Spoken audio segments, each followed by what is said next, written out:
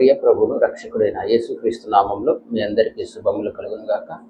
రోమీలకు రాసినటువంటి పత్రిక 16వ అధ్యాయం 16వ వచనంలో మీరందరూ ఒకరినొకరు ముందు పెట్టుకున్నట్టే క్రీస్తు సంఘములన్నీ మీకు వందనములు చెప్పుచున్నవి అనే సంఘముల గురించి ఆయన ప్రస్తావిస్తున్నటువంటి మాటను మనం చూస్తే, ప్రారంభంలో స్థాపించబడినటువంటి సంఘానికి ప్రత్యేకమైనటువంటి పేరంటూ ఏమీ లేదు. దేవుని సంఘము లేదా క్రీస్తు సంఘము అని సంబోధించేవారు. సంఘం ప్రారంభించబడిన తర్వాత క్రీస్తు శకం 56-57 సంవత్సరంలో కొరింథీ నుంచి అపోస్తలుడైనటువంటి పౌలు రోమీలకు పత్రిక రాస్తూ ఉన్నాడు. అందులో ఆత్మచేత సువార్త చేత రక్షించబడినటువంటి వీళ్ళందరినీ సంఘము, నా సంఘము అని ప్రభువైన యేసుక్రీస్తు సంబోధిస్తూ ఉన్నాడు.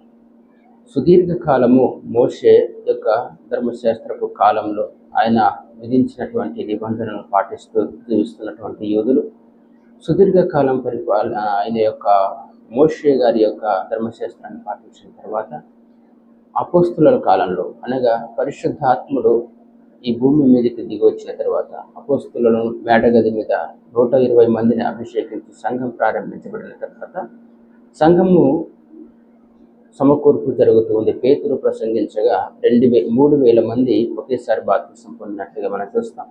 ఆ తర్వాత సంఘం ఫార్మేషన్ అయి సంఘము నడిపించబడుతూ ఉన్నప్పుడు ఆ సంఘాన్ని క్రీస్తు సంఘము అని పిలవటం ప్రారంభించారు. ఈ సంఘానికి శిరస్సు దేవుడు. దేవుని యొక్క శక్తితో, దేవుని యొక్క జీవంతో నింపబడి ఉంటుంది. శిష్యులు అడుగుతూ ఉన్నారు, ప్రభువైన యేసుక్రీస్తు వారిని శిష్యులు అడుగుతూ ఉన్నారు, ఈ కాలం ముందు ఇశ్రాయేలుకు నువ్వు రాజ్యము అనుగ్రహిస్తావా అని ప్రభువుని అడిగినప్పుడు ప్రభు అంటున్నాడు, ఆ కాలము ఆ సమయము దేవుని వశమై ఉన్నది, మీరు తెలుసుకోవటం అది కుదరదు అని ప్రభువైన యేసుక్రీస్తు వారికి సమాధానం ఇచ్చాడు. ఆయనను పరిశుద్ధాత్ముడు మీ మీదకి దిగి వస్తుంది కనుక మీరు శక్తి నొందుదరు అని ప్రభువైన యేసుక్రీస్తు శిష్యులకు ధైర్యాన్ని, అభయ హస్తాన్ని ఇచ్చాడు. పరిశుద్ధాత్ముడు మిమ్మల్ని బలపరుస్తాడు, పరిశుద్ధాత్ముడు మిమ్మల్ని నడిపిస్తాడు అని క్రీస్తు తన శిష్యులకు తెలియజేశాడు. ఈరోజు సంఘానికి తెలియజేస్తున్నటువంటి మాట అదే, పరిశుద్ధాత్ముడు మిమ్మల్ని నడిపిస్తాడు, పరిశుద్ధాత్ముడు మిమ్మల్ని నడిపిస్తాడు, పరిశుద్ధాత్ముడు మీకు ఆలోచనలు తెలియజేస్తాడు. సంఘాన్ని ఉజ్జీవింపజేయవాడు, సంఘాన్ని గణపరచువాడు, సంఘాన్ని నడిపించేవాడు, సంఘాన్ని శక్తితో నింపువాడు పరిశుద్ధాత్ముడు.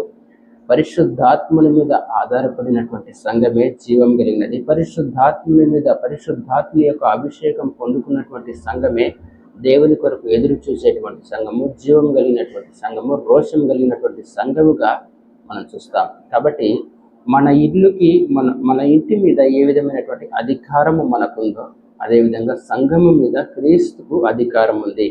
సంఘమునకు శిరస్సై ఉన్నవాడు క్రీస్తు, సంఘమును తన స్వరక్తముతో కొన్నవాడు క్రీస్తు. కానీ ఈరోజు నా సంఘము అని మనం పోట్లాడుకోవాల్సిన అవసరం లేదు.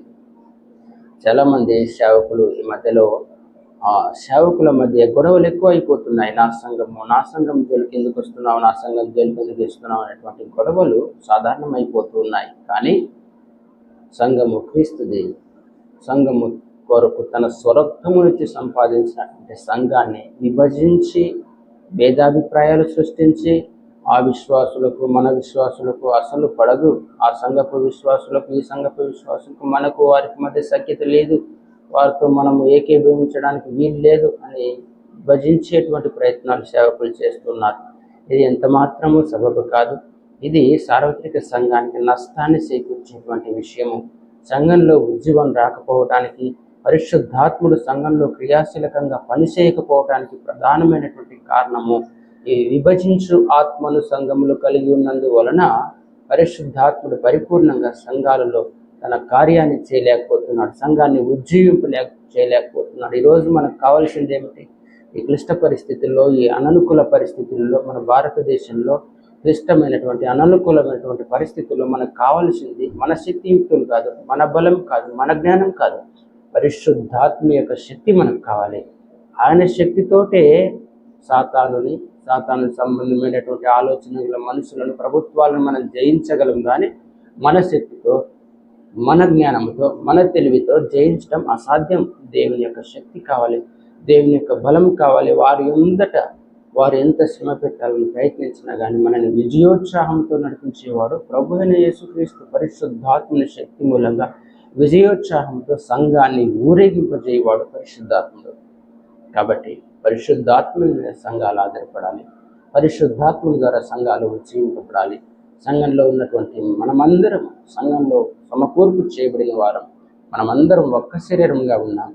ఒక్క శరీరంగా ఉన్నటువంటి మనము పరిశుద్ధాత్మని యొక్క శక్తిని పొందుకొని ఏక తాటి మీద పరిశుద్ధాత్మని ఏక మనసు కలిగి మనం ముందుకు కొనసాగినట్లయితే విజయాన్ని దేవుడు మనకు అనుగ్రహిస్తాడు. మన శత్రువుల మీద, మన మీద పన్నాగాలు పొందుతున్న వారి మీద, ప్రభుత్వాల మీద, ప్రతి దాని మీద ప్రభు మనకు విజయాన్ని అనుగ్రహిస్తాడు. ప్రభు యొక్క కృప, పరిశుద్ధాత్మ యొక్క సన్నిధి మన సంఘములకు సదాకాలం తోడైందని గాక. ఆమేన్. ఆమేన్.